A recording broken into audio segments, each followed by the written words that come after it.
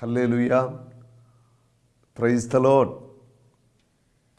ഈ ശുശ്രൂഷയിലേക്ക് എല്ലാവരെയും വലിയ സ്നേഹത്തോടെ സ്വാഗതം ചെയ്യുന്നു. സൗഖ്യം പ്രാപിക്കുവാൻ, അനുഗ്രഹം പ്രാപിക്കുവാൻ വചനം കേട്ട് നമുക്ക് യേശുവിനെ ആരാധിക്കാം. പൗലോസ് അപ്പോസ്തലൻ ഗലാത്യക്കാർക്ക് എഴുതിയ ലേഖനം 6-ാം അധ്യായത്തിൽ 1 മുതൽ തിരുവചനങ്ങൾ. സഹോദരരെ, ഒരുവൻ എന്തെങ്കിലും തെറ്റിൽ അകപ്പെട്ടാൽ ആത്മീയരായി നിങ്ങൾ സൗമ്യതയോടെ അവരെ വീണ്ടെടുക്കുവിൻ. ആത്മീയ ജീവിതം നയിക്കുന്ന, ആധ്യാത്മീയ ജീവിതത്തിൽ ആയിരിക്കുന്നു എന്ന് ചിന്തിക്കുന്നവർ ചെയ്യേണ്ട വളരെ പ്രധാനപ്പെട്ട ഒരു കാര്യമാണ് ഇവിടെ പറയുന്നത്. ആത്മീയ മനുഷ്യൻ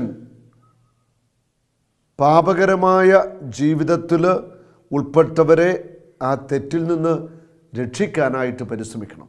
അതായത് ആത്മീയ മനുഷ്യൻ പാപികളുടെ മാനസാന്തരത്തിന് വേണ്ടി പ്രാർത്ഥിക്കണം. അത് നിർബന്ധമാണ്.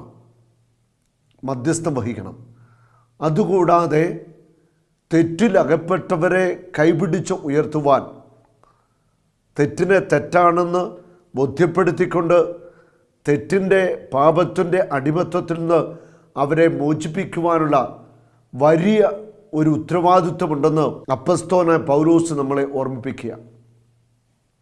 അപ്പോൾ ആധ്യാത്മിക ജീവിതം നയിക്കുന്ന എല്ലാവരും ദൈവത്തിൻ്റെ സന്നിധിയിൽ പാപകരമായ ജീവിതം നയിക്കുന്നവരെ ഓർത്ത് നെടുവീർപ്പിടുകയും കരയുകയും അവർക്ക് വേണ്ടി പ്രാർത്ഥിക്കുകയും വേണം. നമുക്കറിയാം, ലോകം മുഴുവൻ വലിയ തിന്മയിലൂടെയാണ് ജീവിച്ചുകൊണ്ടിരിക്കുന്നത്. ലോകത്തിൽ എവിടേക്കെയോ കുറേ നല്ല മനുഷ്യർ ദൈവസന്നിധിയിൽ പ്രാർത്ഥിക്കുന്നുണ്ട്.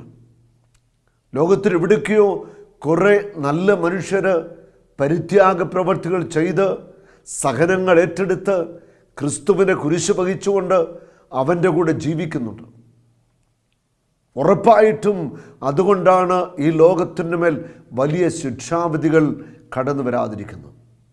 ആധ്യാത്മിക ജീവിതം നയിക്കുന്ന ഓരോ വ്യക്തികളും, ധാരാളം പേരുണ്ട് നന്നായിട്ട് ജീവിക്കുന്നവർ. അവർ നിരന്തരമായിട്ട് പാപികളായ മനുഷ്യരുടെ മാനസാന്തരത്തിന് വേണ്ടി പ്രാർത്ഥിക്കണം. ദൈവസന്നിധിയിൽ മുട്ടുകൾ മടക്കുവാനും കരയുവാനും നിലവിളിക്കുവാനും കുറേ മനുഷ്യർ തീരുമാനമെടുക്കുകയും പ്രവർത്തിക്കുകയും ചെയ്താൽ ഈ ലോകത്തെ രക്ഷയിലേക്ക് നയിക്കാനായിട്ട് നമുക്ക് സാധിക്കും. ആ പാപത്തിൻ്റെ അടിമത്വത്തിൽ, ആസക്തികളുടെ അടിമത്വത്തിൽ, സാത്താൻ്റെ ബന്ധനത്തിനായിരിക്കുന്ന മനുഷ്യമക്കളെ അതിൽ നിന്ന് വിടുവിക്കുവാൻ, അതിൽ നിന്ന് മോചിപ്പിക്കുവാൻ, സാത്താൻ്റെ കെണിയിൽ നിന്ന് വിമോചിപ്പിക്കുവാനായിട്ട് ഓരോ ആത്മീയ മനുഷ്യനും പ്രാർത്ഥിക്കുന്ന മനുഷ്യനും സാധിക്കണം. അപ്പോസ്തലനായ പൗലോസ് ശക്തമായിട്ട് നമ്മളെ ഓർമ്മിപ്പിക്കുകയാണ്, നിങ്ങൾ ഇത് ചെയ്യണം. നിങ്ങളും പ്രലോഭിതർ ആകാതിരിക്കുവാൻ ശ്രദ്ധിച്ചുകൊള്ളുവൻ. അതായത് പാപികളെ രക്ഷിക്കുവാനായിട്ട് ഇറങ്ങിത്തിരിച്ചിട്ട് ആത്മീയ മനുഷ്യൻ പാപത്തിൽ വീഴുവാനായിട്ട് പാടില്ല. അത് പ്രലോഭനങ്ങൾ ഉണ്ടാകുമെന്ന് ദൈവത്തിൻ്റെ വചനം നമ്മളെ പഠിപ്പിക്കുന്നു. 40 ദിനരാത്രങ്ങൾ ഉപവസിച്ച യേശുവിൻ്റെ അടുക്കലേക്ക് പ്രലോഭകൻ പിശാച് വന്ന് യേശുവിന് പ്രലോഭനം കൊടുക്കുന്നുണ്ട്. അവൾ മനുഷ്യരായ നമുക്ക് പ്രലോഭനങ്ങളുണ്ടാകും. ഈ പ്രലോഭനങ്ങളെ അതിജീവിക്കണമെങ്കിൽ നിരന്തരമായ പ്രാർത്ഥനാ ജീവിതം, ദൈവത്തോട് ചേർന്നിരിക്കുക, ദൈവത്തിൻ്റെ സാന്നിധ്യത്തിലായിരിക്കുക, ദൈവത്തിൻ്റെ ആത്മാവിൻ്റെ ശക്തി സംഭരിക്കുക. ഇതല്ലാതെ പാപകരമായ മാർഗത്തിൽ നിന്ന് മോചനം പ്രാപിക്കുവാൻ മറ്റു വഴികൾ ഒന്നും തന്നെയില്ല. അതുപോലെ തന്നെ ഉപവസിക്കുവാൻ, വചനം വായിക്കുവാൻ, നല്ലത് ചിന്തിക്കുവാൻ, നല്ലത് പ്രവർത്തിക്കാനായിട്ട് നമുക്ക് കഴിയണം. അതിനുവേണ്ടി നമ്മൾ ഓരോരുത്തരും നിരന്തരമായിട്ട് പരിശ്രമിക്കണം. അത് പ്രലോഭനത്തിൽ ഉൾപ്പെടാതിരിക്കുവാനായിട്ട് സൂക്ഷിക്കാനാണ് പറയുന്നത്. അത് നിങ്ങൾക്ക് പ്രലോഭനങ്ങളുണ്ടാകും. ഈ പ്രലോഭനങ്ങളെ അതിജീവിക്കണം. വചനം പറയുന്നുണ്ട്, നിന്റെ കണ്ണ് നിനക്ക് പ്രലോഭന ഹേതുവാകുന്നെങ്കിൽ കണ്ണ് ചുഴന്നെടുത്ത് കളയുക. നിന്റെ കരങ്ങൾ നിനക്ക് പ്രലോഭനത്തിൽ കാണുമെങ്കിൽ കരങ്ങൾ വെട്ടിമുറിച്ച് കളയുക. കാലുകൾ പ്രലോഭനത്തിലേക്ക് ഇത് നയിക്കുന്നെങ്കിൽ കാല് മുറിച്ച് കളയുക. കാലും കൈകളൊന്നും ഇല്ലാത്തതിനായി നിത്യജീവിതത്തിൽ പ്രവേശിക്കുന്നതാണ് നല്ലതെന്ന് വചനം പറയുന്നുണ്ട്. ഈ ചെറിയവരിൽ ഒരാൾക്ക് ഉതപ്പ് ഉണ്ടാക്കുന്നവൻ്റെ കഴുത്തിൽ തിരികല്ല് കെട്ടി കടലിൻ്റെ ആഴങ്ങളിലേക്ക് വിടുവാനായിട്ട് വചനം പറയുന്നുണ്ട്, യേശു പഠിപ്പിക്കുന്നു. മറ്റുള്ളവർക്ക് പ്രലോഭനങ്ങൾ കൊടുക്കാതിരിക്കുവാൻ നമ്മൾ ശ്രദ്ധിക്കണം. നമുക്കറിയാം, ഇന്ന് സമൂഹ മാധ്യമങ്ങൾ, മീഡിയകൾ, സിനിമകൾ, ടെലിവിഷന്, എവിടെ എന്തിലേക്ക് നോക്കിയാലും മനുഷ്യനെ പ്രലോഭനത്തിലേക്ക് വീഴ്ത്തുന്ന വിധത്തിലുള്ള തിന്മയുടെ സ്വാധീനം നിറഞ്ഞു നിൽക്കുന്ന അശുദ്ധിയുടെ കാഴ്ചകൾ ധാരാളമായിട്ട് നമ്മൾ കാണുന്നുണ്ട്.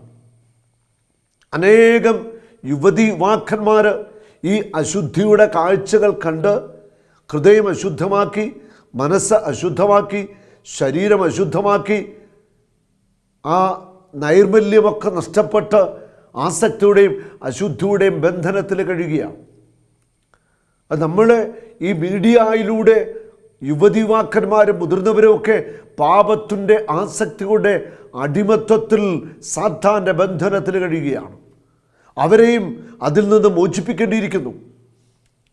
വലിയ ഒരു ജാഗ്രത നമ്മൾ പുലർത്തിയെങ്കിൽ മാത്രമേ പാപത്തിൻ്റെ സാഹചര്യങ്ങളെ അതിജീവിച്ചുകൊണ്ട് ഒരു വിശുദ്ധമായ ജീവിതം നമുക്ക് നയിക്കാനായിട്ട് സാധിക്കത്തുള്ളൂ. അപ്പോൾ അപ്പോസ്തലൻ ഓർമ്മിപ്പിക്കുകയാണ്, പ്രലോഭനത്തിൽ ഉൾപ്പെടാതിരിക്കാനായിട്ട് സൂക്ഷിക്കുക.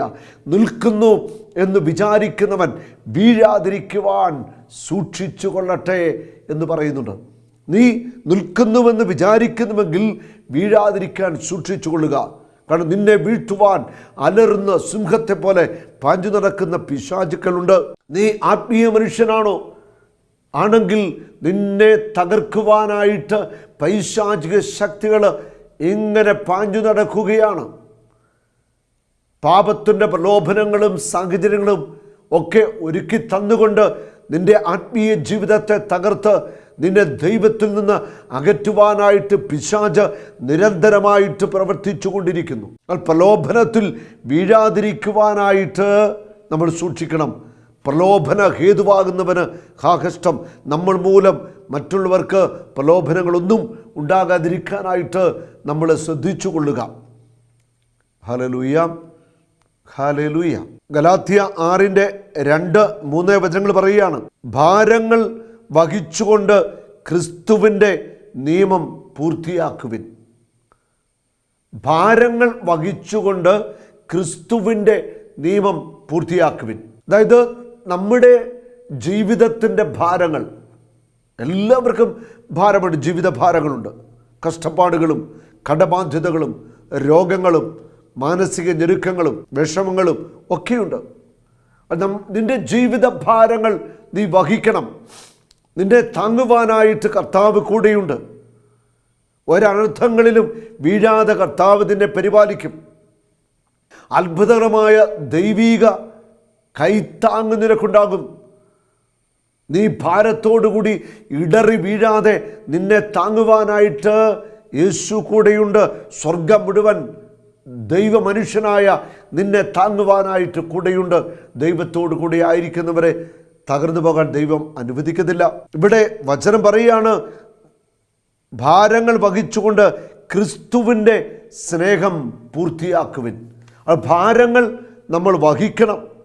അതുമാത്രമല്ല, മറ്റുള്ളവരുടെ ഭാരങ്ങളിൽ നമ്മൾ താങ്ങായിട്ട് മാറണം. അതാണ് സഹോദര സ്നേഹമെന്ന് പറയുന്നത്. യോഹന്നാൻ്റെ സുവിശേഷത്തിൽ 13-ാമത്തെ അധ്യായം 34-ാമത്തെ തിരുവചനം, ഞാൻ പുതിയൊരു കൽപ്പന നിങ്ങൾക്ക് നൽകുന്നു, നിങ്ങൾ പരസ്പരം സ്നേഹിക്കുവിൻ. ഞാൻ പുതിയ ഒരു കൽപ്പന നിങ്ങൾക്ക് നൽകുന്നു, നിങ്ങൾ പരസ്പരം സ്നേഹിക്കുവിൻ. ഞാൻ നിങ്ങളെ സ്നേഹിച്ചതുപോലെ നിങ്ങൾ പരസ്പരം സ്നേഹിക്കുവിൻ. യേശു എങ്ങനെയാണ് സ്നേഹിച്ചത്? യേശുവിൻ്റെ സ്നേഹം തന്നെ പൂർണ്ണമായി സമർപ്പിച്ചുകൊണ്ടുള്ള സ്നേഹമായിരുന്നു. മാനവരാശിക്ക് വേണ്ടി തൻ്റെ ശരീരവും രക്തവും ജീവനും എല്ലാം സമർപ്പിച്ചു. തന്നെ തന്നെ സമർപ്പിക്കുന്ന സ്നേഹം. നിങ്ങൾ പരസ്പരം സ്നേഹിക്കണം. പരസ്പരം ഭാരങ്ങൾ വഹിക്കണം. പരസ്പരം ഭാരങ്ങൾ വഹിക്കണമെങ്കിൽ നീ പരസ്പരം സ്നേഹിക്കുന്ന വ്യക്തിയാണെങ്കിലേ സാധിക്കൂ. പരസ്പര സ്നേഹത്തിൽ നമ്മൾ വളർന്നുവെങ്കിലേ മറ്റൊരു വ്യക്തിയുടെ ഭാരത്തിൽ അനുകമ്പ തോന്നി, അല്ലെങ്കിൽ അതിൽ നമുക്കൊരു ഹൃദയഭാരം തോന്നി ആ വ്യക്തിയെ സഹായിക്കാനായിട്ട് നമുക്ക് സാധിക്കത്തുള്ളൂ. പരസ്പരം സ്നേഹിക്കുക. ആദ്യം പരസ്പരം സ്നേഹിച്ചു തുടങ്ങുക. നമ്മളെ വേദനിപ്പിച്ചവർക്കൊക്കെ മാപ്പ് കൊടുക്കുക. നമ്മളെ ദ്രോഹിച്ചവർക്ക് വേണ്ടിയൊക്കെ പ്രാർത്ഥിക്കുക. നമ്മുടെ ജീവിതത്തെ തകർത്ത് തരിപ്പണമാക്കിയവരെ അനുഗ്രഹിച്ച് പ്രാർത്ഥിക്കുക. അങ്ങനെ നമ്മൾ സ്നേഹത്തിൻ്റെ ബലിയായിട്ട് തീരുമ്പോൾ, സ്നേഹം കൊണ്ട് നിറയുമ്പോൾ നമുക്ക് മറ്റുള്ളവരുടെ ഭാരങ്ങൾ വഹിക്കുവാനായിട്ട് സാധിക്കും. നിങ്ങൾ പരസ്പരം സ്നേഹിക്കുവിൻ. ഞാൻ നിങ്ങളെ സ്നേഹിച്ചതുപോലെ നിങ്ങൾ സ്നേഹിക്കുവിൻ. നിങ്ങൾക്ക് പരസ്പരം സ്നേഹമുണ്ടെങ്കിൽ നിങ്ങൾ എൻ്റെ ശിഷ്യന്മാരാണെന്ന് അതുമൂലം എല്ലാവരും അറിയും. ഒരു നാളും നീ അനാഥനല്ല, ഒരു നാളും നീ അന്യനല്ല, ഒരു നാളും നീ അനാഥനല്ല.